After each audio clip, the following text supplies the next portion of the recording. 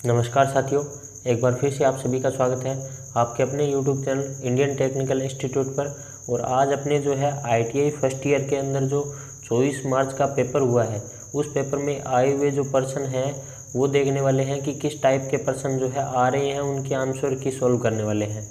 तो अगर आपका पेपर हो चुका है तो भी ये वीडियो आपके लिए इम्पोर्टेंट है, और अगर आपका पेपर नहीं हुआ है तो मैं पीछे बार बार आपको बोल रहा हूँ कि आपके जो पेपर है उनके अंदर क्वेश्चन जो है पीछे के पेपर में आए हुए बार बार रिपीट हो रहे हैं दोस्तों।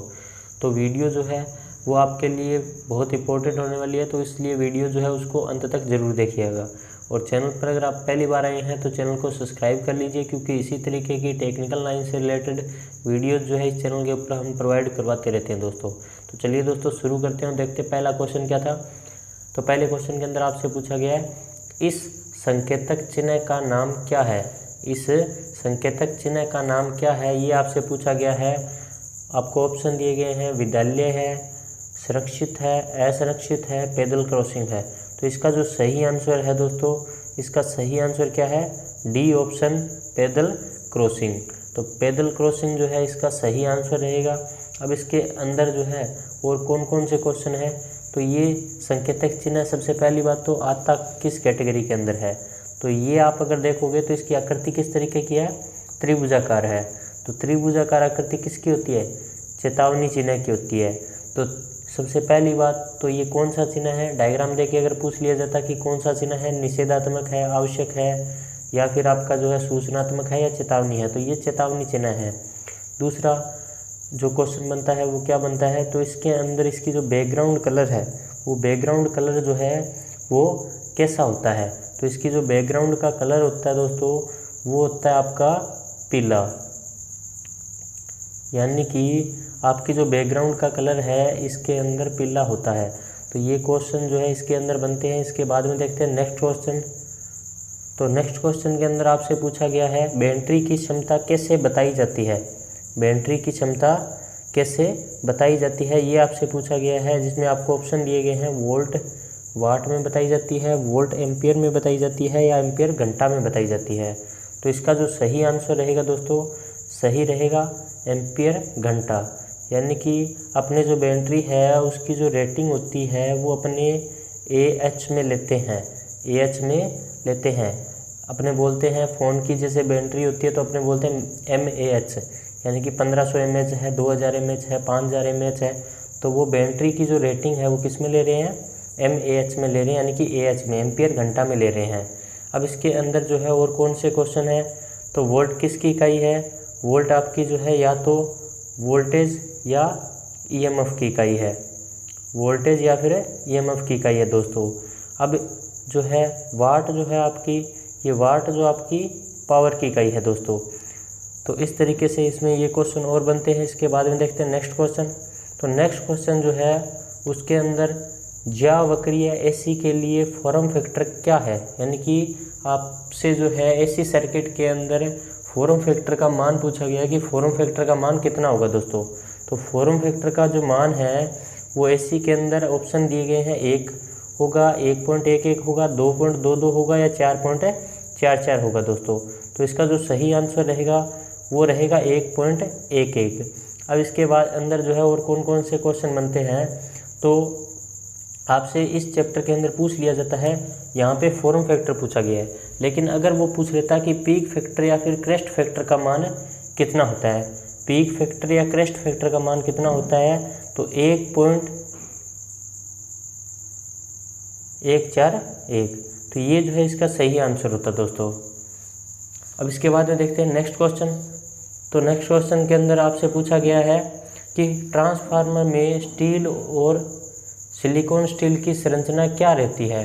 ट्रांसफार्मर कॉइल में स्टील और सिलिकॉन स्टील की संरचना क्या रहती है। आपको ऑप्शन दिए गए हैं, स्टील 97 और सिलिकॉन 3%, स्टील 95 और सिलिकॉन 5%, स्टील 93 और सिलिकॉन 7%, स्टील 90 और सिलिकॉन 10%।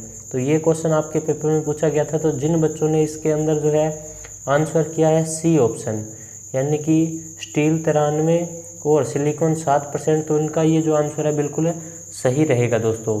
इसके अंदर जो है अगर वो पूछ लेता कि ट्रांसफार्मर कोर के अंदर जो है लोहे और सिलिकॉन स्टील की जो है अनुपात कितना रहता है, तो उस कंडीशन में इसका जो आंसर है वो अतः 97% स्टील और 3% सिलिकॉन स्टील। अब जो है इसके अंदर क्या पूछा है, तो सिलिकॉन स्टील के अंदर जो है इसने पूछा है कि कितनी संरचना रहती है, तो स्टील 93 और सिलिकॉन की मात्रा 7% रहती है दोस्तों। अब इसके बाद में देखते हैं नेक्स्ट क्वेश्चन। तो नेक्स्ट क्वेश्चन के अंदर आपसे पूछा गया संधारित्र की इकाई क्या है।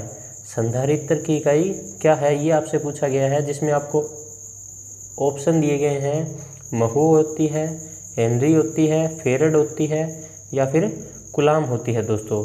तो यहाँ पर जो है इसका सही आंसर रहेगा दोस्तों, जिन बच्चों ने किया है सी ऑप्शन यानी कि फेरड, तो उन बच्चों का ये जो क्वेश्चन है वो बिल्कुल सही रहेगा दोस्तों। इसके अलावा जो है आपकी यहाँ पर 4 इकाइयाँ और दी गई है, यानी कि 3 जो क्वेश्चन है वो और बनते हैं कि महो जो इकाई है वो किसकी है। तो महो जो इकाई होती है दोस्तों वो होती है आपकी चालकता की, यानी कि चालकता यानी कि कंडक्टिविटी की जो इकाई होती है वो महो होती है। इसके अलावा जो है आपकी हेनरी किसकी इकाई होती है, तो आपकी हेनरी जो होती है वो कॉइल यानी कि इंडक्टेंस की इकाई होती है दोस्तों। इसके अलावा जो है इसके अंदर और कौन सा है, तो कुलाम। तो कुलाम आपका जो है दोस्तों वो किसकी इकाई होती है, तो वो आपकी होती है आवेश की इकाई, आवेश की इकाई होती है। तो इतने जो क्वेश्चन है वो इसमें और बनते हैं दोस्तों। चलिए देखते हैं नेक्स्ट क्वेश्चन। तो नेक्स्ट क्वेश्चन के अंदर आपसे पूछा गया विद्युत उपकरणों में प्रयुक्त सामग्री का क्या नाम है, यानी कि आपको एक डायग्राम दे रखा है और पूछा है कि ये जो डायग्राम है ये किसका डायग्राम है। तो ऑप्शन में आपको दिए गए हैं 2 पिन प्लग है, 3 पिन प्लग है या फिर सीधे प्रवेश के साथ लोहा संयोजक है, बगल प्रवेश के साथ चपटे संयोजक है। तो ये आपको जो है 4 ऑप्शन दिए गए हैं, जिसमें इसका जो सही आंसर रहेगा दोस्तों, सही आंसर रहेगा आपका सी ऑप्शन, यानी कि जिन बच्चों ने यहाँ पर जो है किया सीधे प्रवेश के साथ लोहा संयोजक, तो उनका जो आंसर है बिल्कुल सही रहेगा दोस्तों। और जो है इसके बाद में अपने देखते हैं नेक्स्ट क्वेश्चन। तो नेक्स्ट क्वेश्चन के अंदर जो है गीज़र में यू बैंड का उद्देश्य क्या है, जो एक्स के रूप में चिन्हित है, यानी कि यहाँ पर जो आपको एक्स के रूप में यहाँ पर एक यू बना हुआ दिख रहा है, ये क्या काम करता है गीज़र के अंदर। तो इसका जो है ये पूछा गया है, ऑप्शन में आपको दिए गए हैं पानी की निकासी को रोकता है, स्केल के बनने से बचा जाता है, या निर्गत पाइप के दबाव को कम करता है, टैंक के अंदर हवा के लोग को प्रतिबंधित करता है। ये आपको ऑप्शन दिए गए हैं। तो इसमें जो है आपका इसका सही आंसर रहेगा दोस्तों ए ऑप्शन। तो जिन बच्चों ने यहाँ पर किया है पानी की निकासी को रोकता है, तो उनका ये जो क्वेश्चन है वो बिल्कुल सही रहा होगा दोस्तों। अब इसके बाद में देखते हैं नेक्स्ट क्वेश्चन। तो नेक्स्ट क्वेश्चन के अंदर आपसे पूछा गया है अवशिष्ट धारा सर्किट ब्रेकर द्वारा क्या सुरक्षा प्रदान की जाती है, यानी कि आपका जो है रेजिडुअल करंट सर्किट ब्रेकर। तो सबसे पहली जो क्वेश्चन यहाँ पर बनता है वो क्या बनता है, तो इसने यहाँ पर एक पूरा नाम दे दिया, वो किसका दिया है, तो RCCB residual current circuit breaker. तो रेजिडुअल सर्किट करंट ब्रेकर जो है वो किसका सुधरा हुआ रूप है, ये क्वेश्चन भी इसमें बनता है। तो किसका सुधरा हुआ रूप है, ELCB का। ELCB का सुधरा हुआ रूप क्या है आपका, RCCB है, रेजिडुअल करंट सर्किट ब्रेकर, अर्थ लीकेज सर्किट ब्रेकर का सुधरा हुआ रूप है। अब आते हैं क्वेश्चन की तरफ। तो इसमें इसने पूछा है कि RCCB के द्वारा किससे सुरक्षा प्रदान की जाती है। तो ऑप्शन में दिए गए हैं झटके से सुरक्षा करता है, अति बार से सुरक्षा करता है, लघु पतन से सुरक्षा करता है, या लीकेज करंट से सुरक्षा करता है। तो जो आपके ELCB या जो RCCB होती है वो आपके लीकेज करंट से सुरक्षा करते हैं दोस्तों, यानी कि इसका जो सही आंसर रहेगा वो सही आंसर क्या रहेगा, डी ऑप्शन। तो जिन बच्चों ने यहाँ पर जो है डी ऑप्शन किया उनका ये आंसर बिल्कुल सही रहेगा। अब देखते हैं नेक्स्ट क्वेश्चन। तो नेक्स्ट क्वेश्चन के अंदर आपसे पूछा गया IE नियमों के अनुसार पावर उप परिपथ के लिए अधिकतम अनुमेय भार क्या है, यानी कि जो इंडियन इलेक्ट्रिसिटी रूल है उसके अनुसार आपके जो पावर के जो सर्किट है उसके अंदर जो है लोड कितना होना चाहिए मैक्सिमम, ये आपसे पूछा गया है। तो इसके अंदर जो इसका सही आंसर रहेगा दोस्तों, सही आंसर क्या रहेगा, तो 3000 वाट। तो 3000 वाट जिन बच्चों ने किया है उनका ये जो क्वेश्चन है वो आपका सही रहेगा दोस्तों। इसके अलावा अगर पेपर में क्वेश्चन आ जाता कि लाइट एंड फैन सर्किट के लिए बताइए कि जो बार है वो कितना होना चाहिए, तो लाइट एंड फैन सर्किट के लिए आपका जो बार है वो होना चाहिए 800 वाट दोस्तों। अब देखते हैं नेक्स्ट क्वेश्चन की ओर। तो नेक्स्ट क्वेश्चन के अंदर जो है आपको पूछा गया है कि डेड लघु वायरिंग इंस्टॉलेशन में मेगर क्या पड़ रहा है, यानी कि आपकी जो वायरिंग है उसके अंदर शॉर्ट सर्किट है, तो उसके अंदर आपका जो मेगर है वो क्या पड़ रहा है, मेगर की जो रीडिंग होगी वो रीडिंग क्या आएगी, ये पूछ रहा है ये। तो मेगर की जो रीडिंग है वो 0 मेगा ओम आएगी, 1 मेगा ओम आएगी, 500 मेगा ओम आएगी या फिर अनंत आएगी। तो आपका जो है यहाँ पर इसका जो सही आंसर रहेगा वो दोस्तों, सही आंसर रहेगा 0 मेगा ओम। यानी कि अगर आपकी वायरिंग शॉर्ट सर्किट है, तो वायरिंग शॉर्ट सर्किट है तो उस कंडीशन में आपका प्रतिरोध कितना होगा, 0 होगा। और ये जो होता है मेगर आपको प्रतिरोध ही बताता है, तो प्रतिरोध 0 होगा क्योंकि शॉर्ट सर्किट है, तो शॉर्ट सर्किट के अंदर 0 आपको मेगा ओम प्रतिरोध बताएगा। और अपने अगर पेपर में आ जाता कि मेगर जो है वो अधिकतम कितना प्रतिरोध अपने को बता सकता है, तो अधिकतम जो है कितना बता सकता है, 1 मेगा ओम। या फिर अगर अपने बोल देता कि आपकी जो वायरिंग है उसके अंदर जो है इंसुलेशन प्रतिरोध कितना होना चाहिए, तो उस कंडीशन में भी आपका जो है 1 मेगा ओम। या फिर आपके पेपर में ये क्वेश्चन पूछा जा सकता था कि जो इंसुलेशन टेस्टर है वो किसे बोला जाता है, तो इंसुलेशन टेस्टर किसको बोला जाता है, मेगर को बोला जाता है दोस्तों। ये इतने क्वेश्चन जो है आपके पेपर में पूछे जा सकते थे। अब इसके बाद में देखते हैं नेक्स्ट क्वेश्चन। तो नेक्स्ट क्वेश्चन के अंदर आपसे पूछा गया है कि तंतु लैंप का कार्यकारी तापमान कितना होता है, यानी कि फिलामेंट लैंप का वर्किंग टेम्परेचर जो है कितना होता है, ये आपसे पूछा गया दोस्तों। तो इसके अंदर आपको जो ऑप्शन दिए गए हैं उसमें दिए गए 1500 डिग्री सेंटीग्रेड होता है, 1800 डिग्री सेंटीग्रेड होता है, 2000 डिग्री सेंटीग्रेड होता है या फिर 2300 डिग्री सेंटीग्रेड होता है।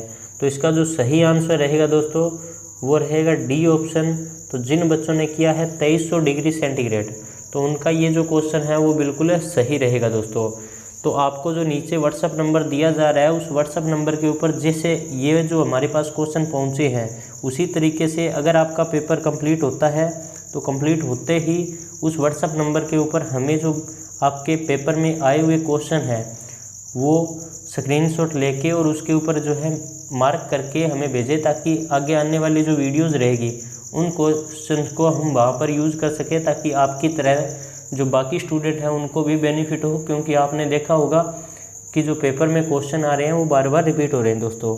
चलिए देखते हैं नेक्स्ट क्वेश्चन।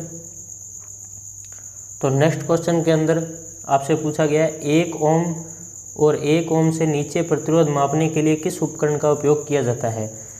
आपसे पूछा गया है 1 ओम और 1 ओम से नीचे का जो प्रतिरोध होगा उसको मापने के लिए किस प्रकार के प्रतिरोध का उपयोग किया जाएगा। तो इसके अंदर ऑप्शन दिया गया है मेगा ओम मीटर, मल्टीमीटर या फिर शन टाइप ओम मीटर या सीरीज टाइप ओम मीटर। तो इसके अंदर इसका जो सही आंसर था दोस्तों, सही आंसर था सी ऑप्शन, सन टाइप ओम मीटर। तो जिन बच्चों ने सी ऑप्शन किया था उनका ये क्वेश्चन जो है बिल्कुल सही रहेगा दोस्तों। अब इसके बाद में देखते हैं नेक्स्ट क्वेश्चन। तो नेक्स्ट क्वेश्चन के अंदर आपसे पूछा गया यंत्रों में संवेदनशीलता की इकाई क्या है। सेंसिटिविटी की इकाई पूछी गई है आपके इंस्ट्रूमेंट के अंदर। तो इसकी जो इकाई होती है दोस्तों वो होती है ओम प्रति वोल्ट। तो जिन बच्चों ने बी ऑप्शन किया है उनका ये क्वेश्चन जो है बिल्कुल सही रहा होगा दोस्तों। अब देखते हैं नेक्स्ट क्वेश्चन। तो नेक्स्ट क्वेश्चन के अंदर आपसे पूछा गया है आवर्ती मीटर का प्रकार क्या है, यानी कि आपको एक डायग्राम दे रखा है और डायग्राम दे के आपसे पूछा है कि ये जो डायग्राम है ये कौन से प्रकार का आवर्ती मीटर है। तो आपको ऑप्शन दिए गए हैं वेस्टर्न प्रकार का है, अनुपात मीटर प्रकार का है, विद्युतीय डायनेमिक प्रकार का है, यांत्रिक अनुनाद प्रकार का है दोस्तों। तो यहाँ पर इसका जो सही आंसर रहेगा दोस्तों वो रहेगा डी ऑप्शन, यानी कि इसका जो सही आंसर क्या है आपका डी ऑप्शन। तो जिन बच्चों ने यहाँ पर किया है यांत्रिक प्रकार का अनुनाद मीटर जो है ये अगर फ्रिक्वेंसी मीटर है तो जिन बच्चों का ये आंसर बिल्कुल सही रहा होगा दोस्तों। तो अब देखते हैं नेक्स्ट क्वेश्चन। तो नेक्स्ट क्वेश्चन के अंदर आपसे पूछा गया BIS का पूर्ण रूप क्या है, यानी कि आपको फुल फॉर्म पूछी गई है BIS की। BIS का पूरा नाम क्या होता है, तो ब्यूरो ऑफ इंडियन स्टैंडर्ड होता है दोस्तों। ब्यूरो ऑफ इंडियन स्टैंडर्ड जो है BIS का पूरा नाम होता है, यानी कि यहाँ पर इसका जो सही आंसर रहेगा बी ऑप्शन। तो जिन बच्चों ने बी किया उनका आंसर बिल्कुल सही रहेगा दोस्तों। अब देखते हैं नेक्स्ट क्वेश्चन।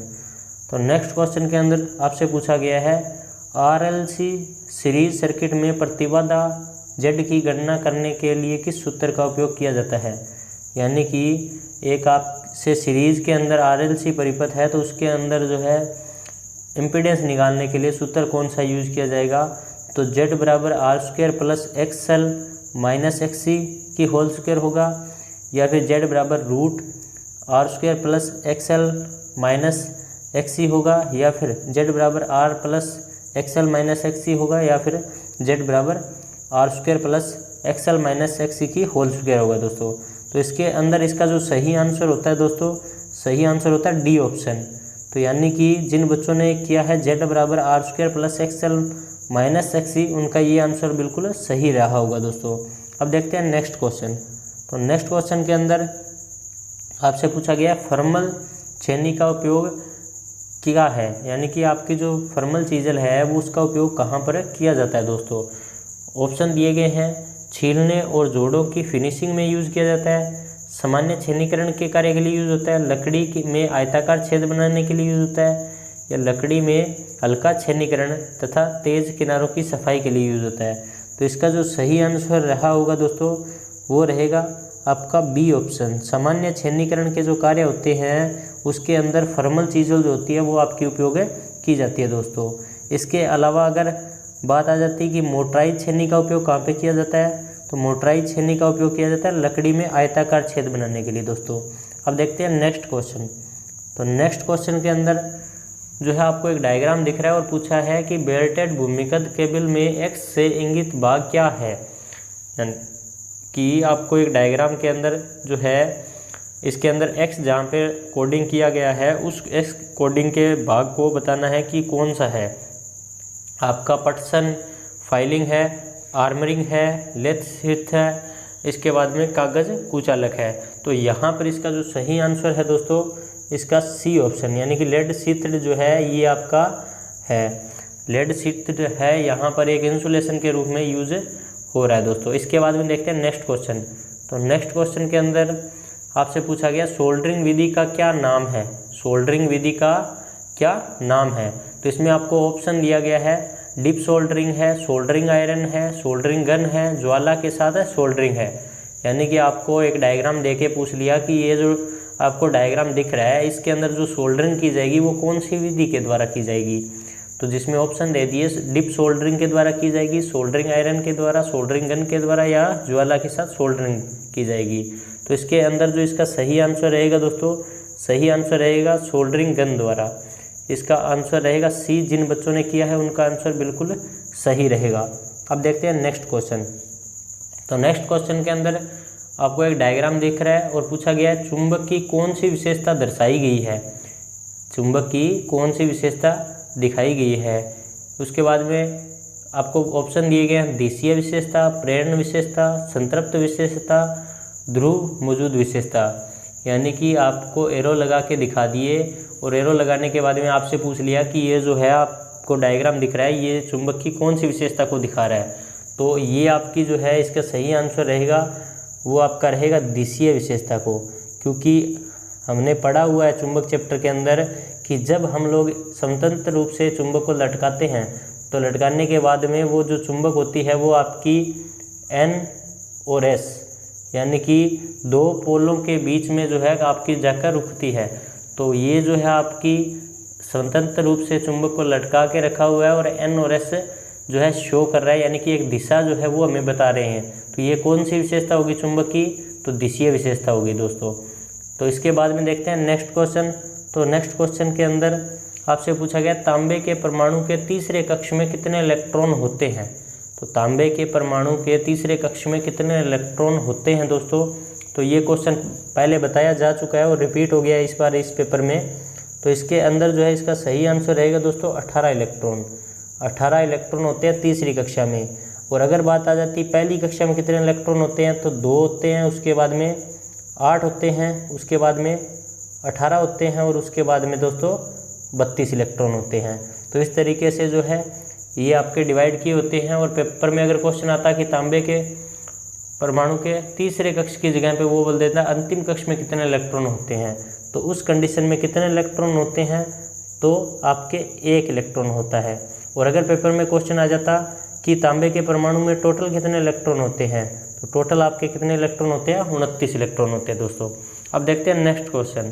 तो नेक्स्ट क्वेश्चन के अंदर आपको एक डायग्राम दिख रहा है और डायग्राम देने के बाद में आपसे पूछ लिया गया है कि परिपथ का क्या प्रभाव होगा यदि AB जो को शॉर्ट सर्किट कर दिया जाए।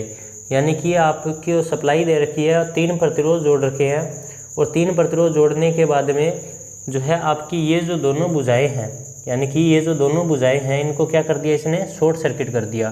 तो शॉर्ट सर्किट करने के बाद में क्या होगा इसने ये पूछा है। आपके जो परिपथ का प्रतिरोध शून्य हो जाएगा, सभी शाखाओं में समान धारा बहेगी, प्रत्येक शाखा में आपूर्ति वोल्टेज रहेगा, कुल परिपथ धारा प्रत्येक शाखा धारा के समान होगी। तो इस कंडीशन में क्या होगा दोस्तों, तो इस कंडीशन के अंदर अगर आप देखोगे तो यहाँ से आपकी जो करंट है वो चलेगी, तो यहाँ से करंट चलेगी और इधर से यहाँ पर घूमकर और वापस चली जाएगी, यहाँ से वापस चली जाएगी। क्यों चली जाएगी वापस, क्योंकि आपने सुना होगा और जब मैंने आपको चैप्टर करवाया था DC परिपथ तब मैंने आपको बताया था कि जो आपका करंट जो होता है वो हमेशा कम प्रतिरोध वाला रास्ता देखता है। यानी कि करंट जो है वो हमेशा कम प्रतिरोध वाला रास्ता देखने की कोशिश करता है। तो अगर हम लोग देखेंगे तो यहाँ पर भी आपका कुछ न कुछ प्रतिरोध है, यहाँ पर भी कुछ न कुछ प्रतिरोध है और यहाँ पर भी कुछ न कुछ प्रतिरोध है, लेकिन वहाँ पर एक सीधी शॉर्ट सर्किट तार है जो आपकी सीधी आपको जो है रास्ता प्रदान कर रही है। तो करंट जो है वो आपका सीधा यहाँ से चला जाएगा, यानी कि परिपथ में जो प्रतिरोध का मान है वो क्या हो जाएगा, 0 हो जाएगा दोस्तों।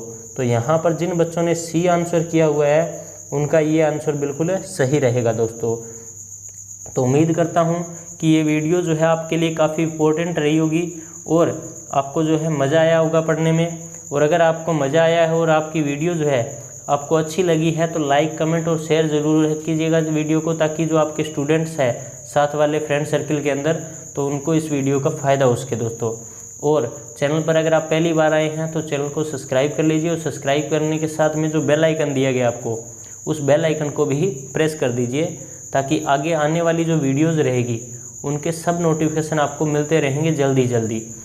तो मिलते हैं आपसे किसी और वीडियो में, तब तक के लिए जय हिंद जय भारत दोस्तों।